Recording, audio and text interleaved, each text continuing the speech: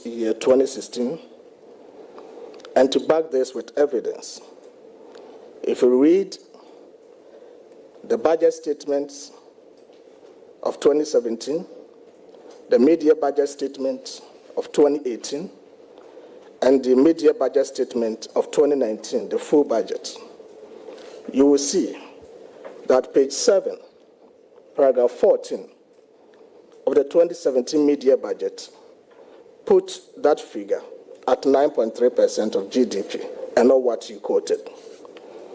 Again, page 12, paragraph 45 of the 2018 mid-year budget put the figure again at 9.3%, and not what you quoted.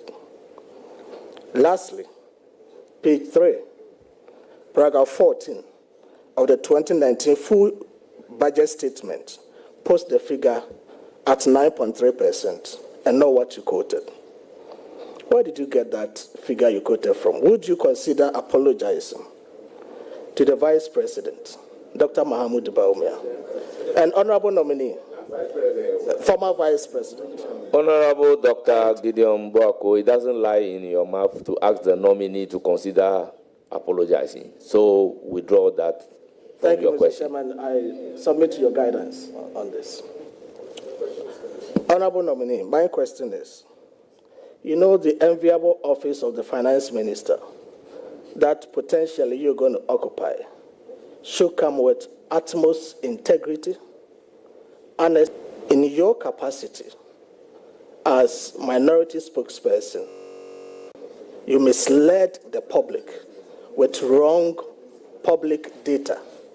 Can you assure this committee that you are not going to sleep on the job and make some of these data presentational errors that we have even experienced in the past, for which Ghana was charged for some misreporting by the IMF? That's my question, Mr. Chairman. Mr. Chairman, thank you very much for this. Before you answer the question, the questioner, I will want you to consider withdrawing, going to the office with a degree of honesty. Then I can ask the nominee to answer the Mr. Chairman, question. if you can guide me, is that the aspect where we make, Mr. Chairman, duly acknowledge. Thank you very much. Nominee, you may proceed to answer the question. Thank you very much, Mr. Chairman. Mr. Chairman, the Honorable Gideon Boako has got it very wrong. Very wrong in the sense that he's not privy to the IMF data. And I want to refer him to the IMF staff report for 2018 and 2019. And if he can check now, I want to take him into it. Mr. Chairman, he's wrong. In fact, the very 7.8 fiscal deficit for 2016 was reported by the IMF. And Mr. Chairman, the IMF subsequently even revised the fiscal deficit for 2016 down on cash basis to 6.3%. 6.3%. Mr. Chairman, you know me in this house. I don't just speak. I speak with data. I research before I speak. I use data from independent sources. Ghana was in an IMF program at the time. 2017, the Ministry of Finance presented a budget. They quoted the numbers he's making reference to. I challenged the numbers. In fact, my former boss also challenged the numbers because I was a deputy minister at the time. 2018, they repeated the same inaccurate numbers, and it had become the order of the day. Mr. Chairman, point of order. I have a responsibility. Yes, Mr. Chairman, I have a responsibility to defend our legacy. And I had a responsibility to defend our legacy.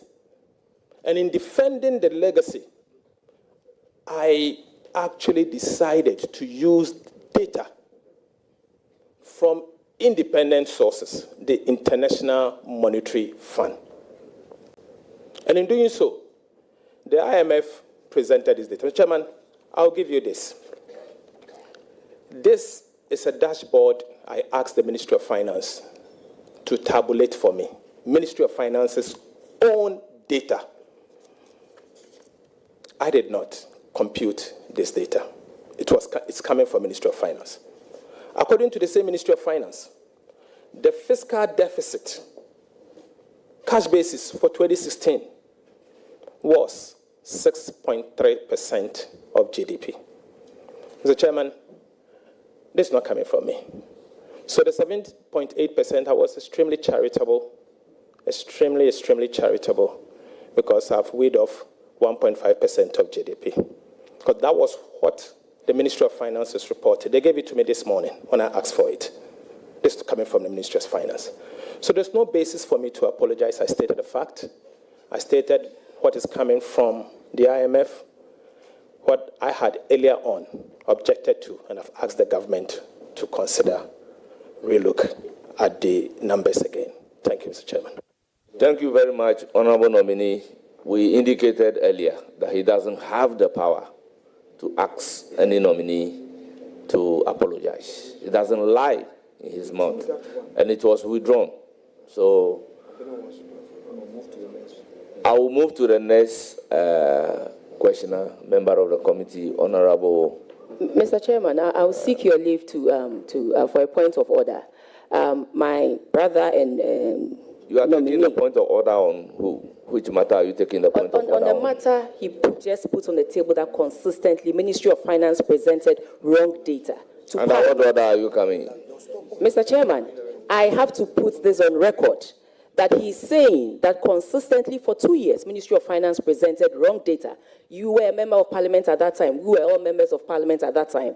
And then he comes back to tell us that today he's gone back to that same Ministry of Finance to get accurate data because he's the one going to, lead or chair, lead the ministry. I don't think it is proper. I don't think this is how we should treat ourselves. If for one reason you have found out another data that is maybe contrary to what we presented, definitely there will be explanations. Definitely there will be, reasons why it is so. But to say that consistently we presented wrong data to Parliament consistently for 2 years, Mr. Chairman, this is Ghana. And like my neighbor in Etiwa West said, whatever we say here, the international investors are listening and watching, and to have repercussions on this economy. So let's manage what we say.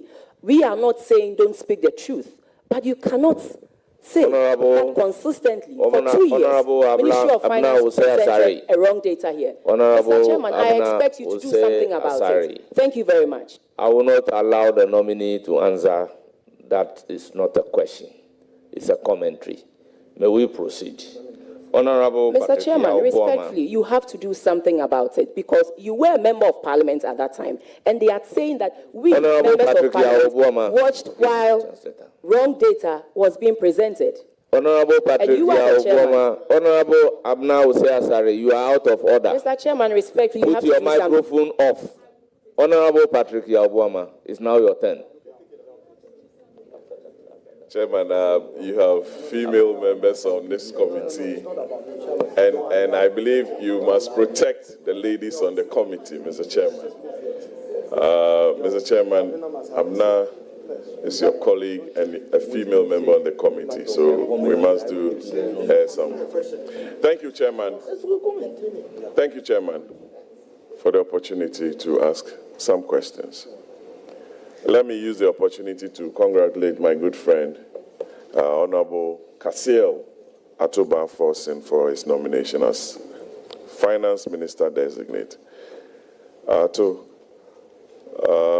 Sometime in 2022, you alluded to the fact that the central bank had printed over 22 billion cedis ostensibly to inject into the economy some funds. I would want to find out from you if you still stand by that comment or those comments, given the fact that the central bank came out with a statement explaining what they did, which was in line with the fund program and also some borrowing from the secondary market. Thank you. Mr. Chairman, I have not changed my position. Ghana was not in an IMF program in 2022, and it cannot be in line with the IMF program.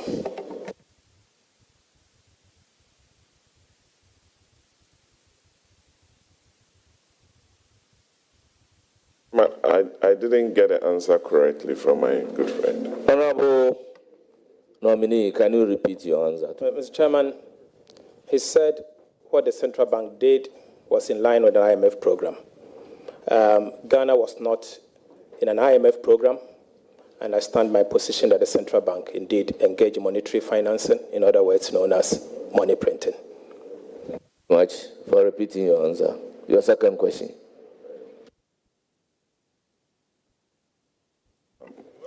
Ato, I know Honorable Ato Fosun. Sorry for calling you Ato. I'm used to calling you Ato.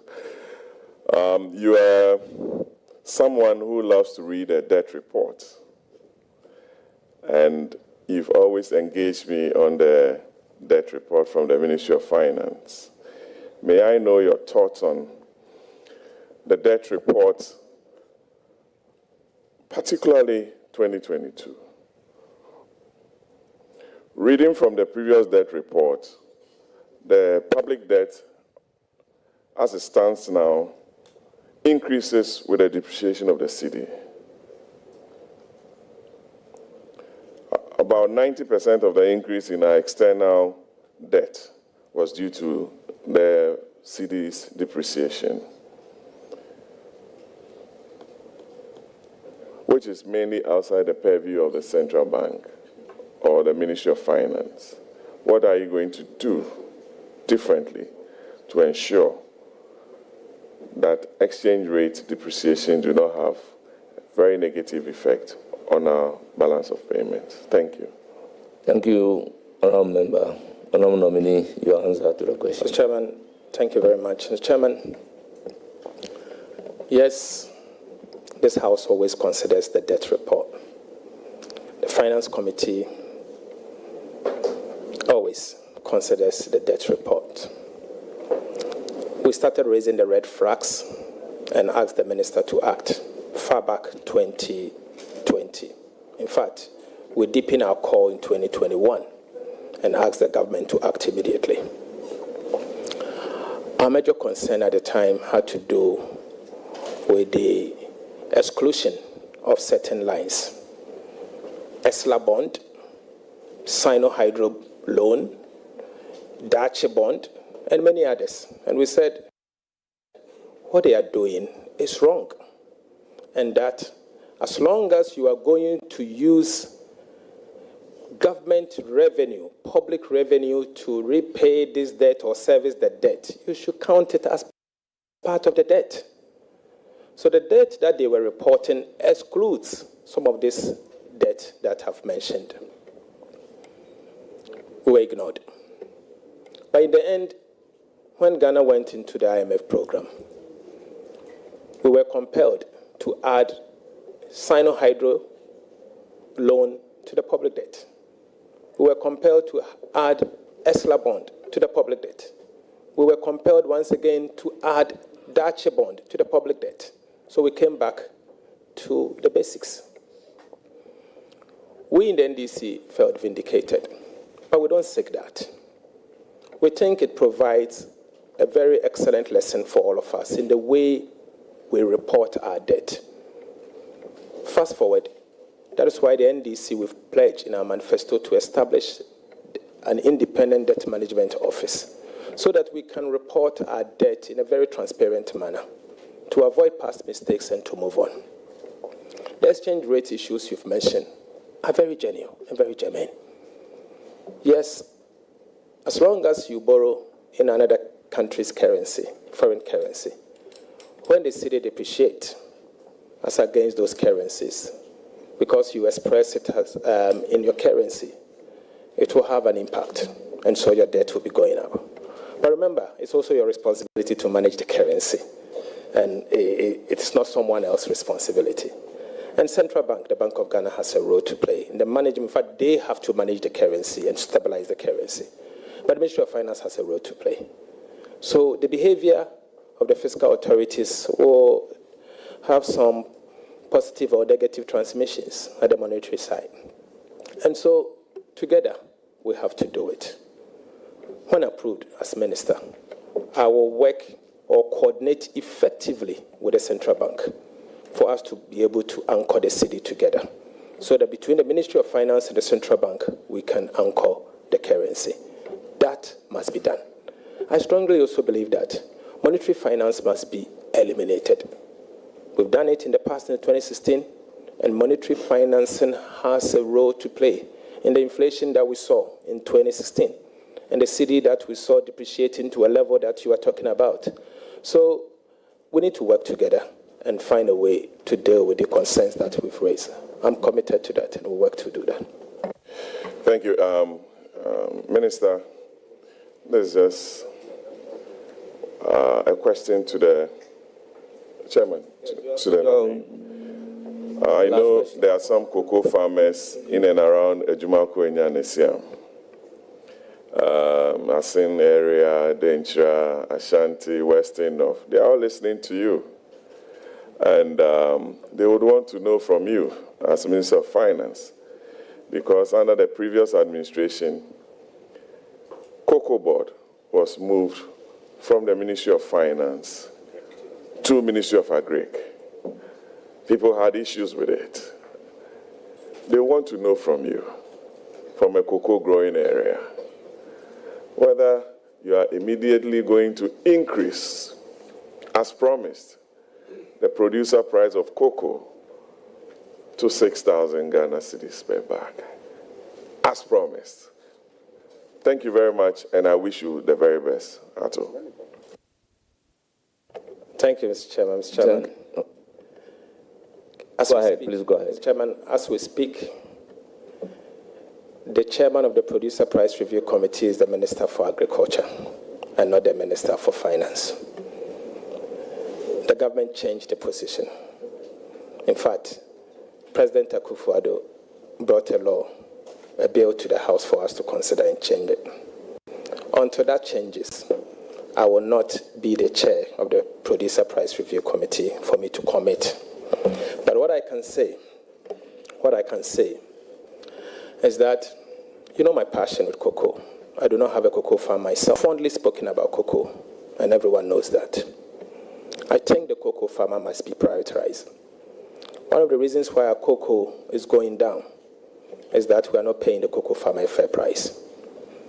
Today, we are second largest producer of cocoa, Ecuador, but at the same time paying attention to what the cocoa farmer gets, because we need to incentivize them, we need to encourage them, for them to be able to cultivate the cocoa, and for them to be the cocoa, and it cuts across how many regions in our country. Almost half of this country produces cocoa. So don't overlook cocoa, and we will not overlook cocoa.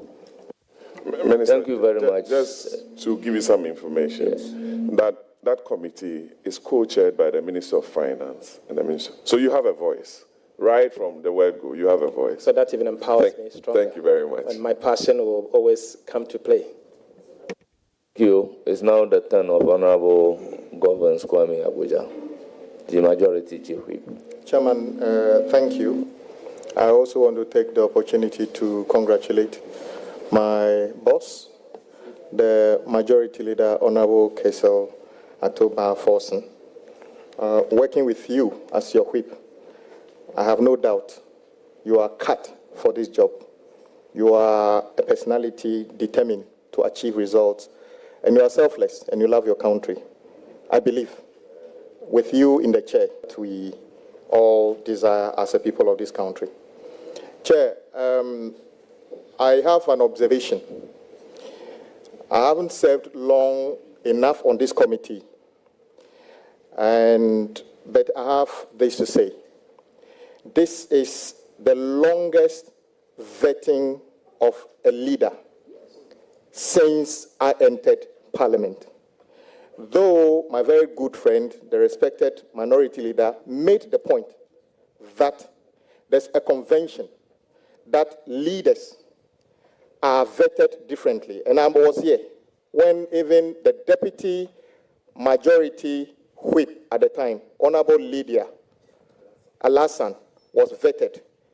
That rule even applied to her as a deputy whip. We are approaching 3 hours of vetting. There's a perception that these things only apply when our colleague NPP are at the receiving end, i.e., when they need to benefit, these rules apply. And we on the NDC side follow through. Let this just be on the record that one day, if a leader gets vetted 3 hours, 4 hours, it wouldn't be that, oh, because it's NPP or NDC, but you have actually set the precedent. Let me go to another observation. My very respected leader, I know he knows his numbers, and he actually goes not only read Hansards, but actually watch videos of proceedings in Parliament. And we all learn from him sometimes, though I came to Parliament with him. His premium on details are correct. In his, what I call the press, using this platform for a press conference initially, he spoke about a lot of things. One of the important things he spoke about was the communication from His Excellency the President to this House, where he suggested that at Order 65-1 says that that type of letter should be signed by the President, Vice President, or a minister designated by the President. And he took issues with Dr. Kaliso signing that letter. I have here in my hands a letter dated 21st January 2021. And this letter communicates President Akufo-Addo's nominees for ministerial and regional ministerial designate. And guess what? The person who signed this letter is not even the President's Executive Secretary, but somebody called Honorable Eugene Ahin, Acting Director of Communication, Office of the President. So, whilst I agree with you that, yes, address to the Speaker, the thing says it's all here. I'll hand it over to you. So what I'm saying is that I agree with him that Order 65-1 should be adhered to. But the point is that this is nothing new in this House. Indeed, the Executive Secretary of the President has communicated to this House appointing people to authority under that same thing. So just for the records. Honorable Dr. Ato Forson, I have just one question for you. And this question is regarding a payment of $53 million towards a supposed cathedral project, which was a commitment of the former president to his God. As we speak, the $53 million has been paid. The result is a big hole not far from here. We also know that the payment was made through the Ministry of Finance. My question to you is, having knowledge that the $53 million could have paid for 3 completed Agenda 111 district hospitals, could have paid for 1,220 6-unit classroom blocks, could have paid for 1,050 chip compounds, could have paid at least 299,000 teachers, and actually could have bought 9,000 cutlasses for farmers. Will you promise that when you are approved by this House and then subsequently by the House, you would set up an investigation as to whether this payment was legitimate, and if possible, retrieve this money so that we can buy the 9,000 cutlasses for the farmers, actually build 1,050 chip compounds and 1,200 6-unit classroom blocks.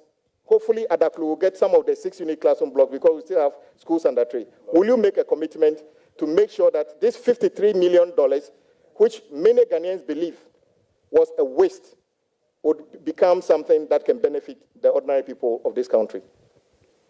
Thank you very much. Before you proceed to answer the question, let me reiterate the fact that regarding the form of the communication to Parliament, I indicated quoting a decided case to support. As a matter of fact, it's not about the form, but the substance. So let's leave it there. You may proceed to provide an answer to the question. Thank you. Mr. Chairman, thank you very much. Mr. Chairman, this takes me back to what I started earlier. The quality of expenditure matter. You see, and I've said earlier on that there was the need for us to cut the waste. This is one of the waste that I referred to. And learning from past mistakes, we don't need to repeat this. As to whether we'll investigate it or not, the Ministry of Finance do not have investigative power.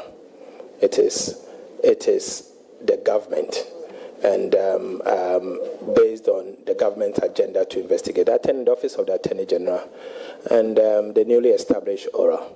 So, Mr. Chairman, for me, let me put it this way.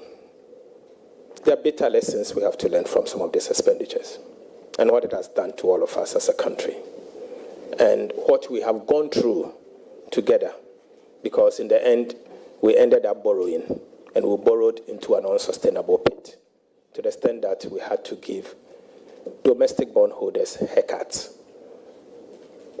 including Euro bondholders. So we have to learn from it. And I've said that we need to identify some of these kind of expenditures. You are now aware of this one, but maybe there are a lot more that we are not aware of. Can we identify some of them? Can we pledge together, the political class, the governing class, not to continue some of these things and allow the private sector to deal with some of these things concerned? So I'll leave that here and urge you that I will work with yourselves to identify some of these wasteful expenditures and cut them appropriately. Let's cut the waste together. Thank you very much. Chairman, thank you for the opportunity. Chairman, my respected colleague Kwame Agboja made reference to an earlier observation made by me in respect of the communication from the Secretary to the President to the House. He did suggest that there is precedence and that in January 2021, specifically 21st of January 2021, a communication from the presidency was signed by Eugene Ahin, Acting Director of Communication, informing the Speaker of some nominees, and that to him is a precedence. I humbly beg to disagree with him on his own evidence. The letter he referred to is rather a press release, not a letter to the Speaker. And for his own record, it's titled "For Immediate Release, President Akufo-Addo's nominees for ministerial and regional ministers designate." The President of the Republic, Nana Addo Dankwa Akufo-Addo, has submitted to Parliament for prior approval through the Speaker, Right Honorable Alban Sumana Kingsford Bagbin, the names of the following persons for appointments as ministers in his new government. So, just for the record, my respected colleague, please, my respected colleague, Eugene Ahin has never written on behalf of the President to the Speaker. This is a press release. And if you want me to read the conclusion, I will. President Akufo-Addo is hopeful that Parliament will see to the prompt approval of his nominees so that they can assist in the delivery of his mandate for his second term in office. This is a press release. And in fact, our colleague, Ufosu Kwachi, as the acting spokesperson for the President, has actually also released a statement in respect of the nominees that got to Parliament. So I'm saying that get the fact right, Eugene Ayin, for records, never wrote to Parliament. And that was not what I was referring to. I referred to the letter from the secretary. In any event, I relied on the rules of the House. So please, Eugene never wrote to us, and I did not mislead the public, neither did I quote the wrong law, or neither was I suggesting that there was no SEC precedent and that this is something that, I got wrong. I couldn't have gotten it wrong, with respect, sir. Yes, The point well noted. Do you have a further question? Yes, I think I was just reinforcing the point he made because the orders are clear that such communication should be signed by the president, the vice president, and I agree with you. So I'm just saying that because I know that the president's executive secretary have communicated to this House on a number of occasions, but as the chair directed, we'll leave it there. Leader, the people of Adaklu have heard a lot about the debt of this country.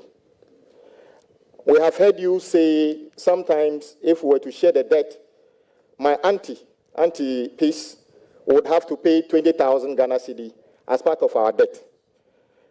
But so far, I've not heard you speak about, in your view, going through the transition, how much does this country owe now? What was it in 2016? And what is it now? And how now? What was it in 2016? Mr. Chairman, please go ahead with your answer. Mr. Chairman, the NDR debt numbers has not been finalized. And I would wish to wait for us to finalize NDR numbers. And then as part of the budget, we can announce same.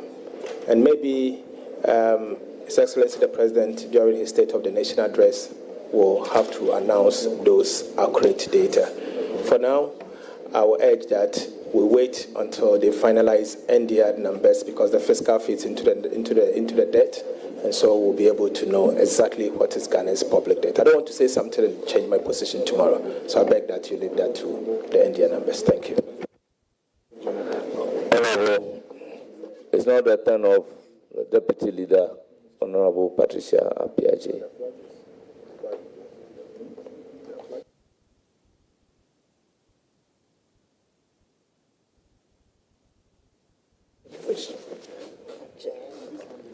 Thank you very much, Mr. Chairman. Honorable Leader, having been here for all this while, I've been wondering how many since this committee has, and I've been wondering whether Ghana, Banana Republic, has been transported back to Ghana. So that's my first question. Should I treat it as a comment or a question to the nominee? I've been wondering, and I need an answer from my leader. Mr. Chairman, thank you very much. Mr. Chairman, I remember enumerating the number of sins she's committed on as the vice chair of our appointment committee. So, Mr. Chairman, I'm not a member of the appointment committee. I cannot be too sure the sins they have committed. That one is between you and your God. I think what I would, you mean you don't know the sins we've committed as a committee for fast-tracking your vetting today, a vetting that was supposed to be held tomorrow and is being held today? And we were even expecting it to be held in the next 2 weeks. Anyway, I like your answer. Honorable Leader, on behalf of the cocoa farmers across the country and on my own behalf, I'd like to congratulate you for your appointment as the Minister Designate for Finance. Honorable Leader, the current cocoa price, producer price of cocoa, is 49,600 per ton. That is 3,100 for 64 kg bag. Over the past 1 year. Are you talking in terms of dollars or cedis? I want to be clear. Over the past 1 year, you've been advocating for higher producer price for our cocoa farmers. And you know they are very happy that, given the nod, you are going to be on the seat. Should you get the nod from this House, what reasonable and fair producer price must our cocoa farmers expect from the new administration? And when will this review take place? I would like to mention specifically